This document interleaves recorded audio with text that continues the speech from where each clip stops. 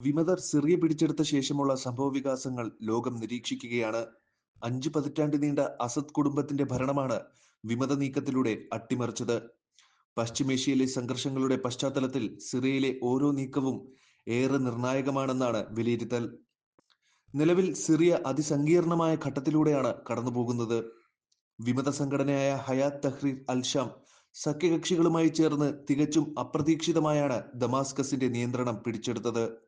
Asad കുടുംബത്തിന്റെ 53 വർഷത്തെ ഭരണത്തിന് അന്ത്യം കുറിച്ച HTSന്റെ നീക്കം ലോകം അമ്പരപ്പോടെയാണ് വീക്ഷിച്ചത്. 13 വർഷത്തെ ആഭ്യന്തര യുദ്ധം സിറിയയെ ഏറെ തകർത്തിരിക്കുന്നു. അങ്ങനെയുള്ള ഒരു രാജ്യത്തെ പുനർനിർമ്മിക്കുക കഠിനമാണ്. വിമതർക്ക് സിറിയയെ പുനർനിർമ്മിക്കാൻ കഴിയുമോ? പ്രതീക്ഷ നൽകുന്ന റിപ്പോർട്ടുകളാണ് സിറിയയിൽ നിന്ന് വരുന്നത്.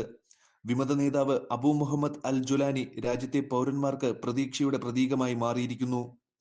താലിബാനുമായും അൽ ഖ്വയ്ദയുമായും ബന്ധമുള്ള ഒരു തീവ്രവാദ ഗ്രൂപ്പിൽ നിന്ന് ഒരു ഇടക്കാല സർക്കാരിലേക്കുള്ള ഗ്രൂപ്പിന്റെ മാറ്റം ജുലാനിയിലൂടെയാണ് സംഭവിക്കുന്നത്.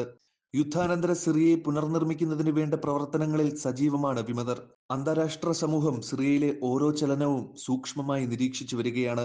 അമേരിക്കൻ, സൗദി ഉദ്യോഗസ്ഥരുടെ മുന്നറിയിപ്പുകൾ സിറിയയുടെ തകർച്ച ഒഴിവാക്കാൻ കൂടുതൽ വൈദഗ്ധ്യമുള്ള സൈനിക മുന്നേറ്റം വികസിപ്പിക്കേണ്ടതിന്റെ ആവശ്യകതയെ ഊന്നിപ്പറയുന്നു. ഇസ്ലാമിക് സ്റ്റേറ്റ് ഗ്രൂപ്പുകളിൽ നിന്നുള്ള ആക്രമണങ്ങളും വടക്കുകിഴക്കൻ സിറിയ പോലുള്ള മേഖലകളിലെ അധികാര സന്തുലിതാവസ്ഥയും സുരക്ഷ ഒരു പ്രധാന ആശങ്കയായി തുടരുന്നു. രാജ്യം പുനർനിർമ്മിക്കുന്നതിൽ HTS ഭരണകൂടം കാര്യമായ വെല്ലുവിളികൾ നേരിടുന്നു. അവയിൽ പ്രധാനമായും ഉൾപ്പെടുന്നത് അടിസ്ഥാന സൗകര്യങ്ങൾ പുനർനിർമ്മിക്കുകയാണ്.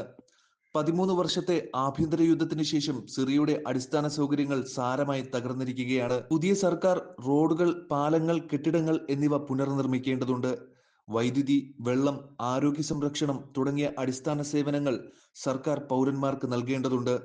സിറിയൻ സമ്പദ് വ്യവസ്ഥയെ ആഭ്യന്തര യുദ്ധം കാര്യമായി തന്നെ ബാധിച്ചു. പുതിയ സർക്കാർ സമ്പദ് വ്യവസ്ഥയെ പുനരുജ്ജീവിപ്പിക്കുകയും തൊഴിലവസരങ്ങൾ സൃഷ്ടിക്കുകയും ചെയ്യേണ്ടത് അനിവാര്യമാണ്.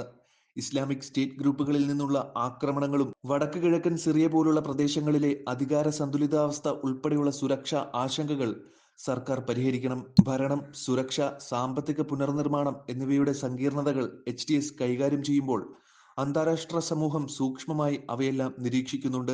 HTSന് ഈ ദൗത്യം ഏറ്റെടുക്കാൻ കഴിയുമോ, അതോ നിലവിൽ രാഷ്ട്ര നിർമ്മാണ ചുമതലയുള്ള മുൻ വിമത ഗ്രൂപ്പിന് സിറിയയോടുള്ള ഉത്തരവാദിത്വം ഒരു ഭാരമാകുമോ എന്നാണ് ലോകം ഉറ്റുനോക്കുന്നത്.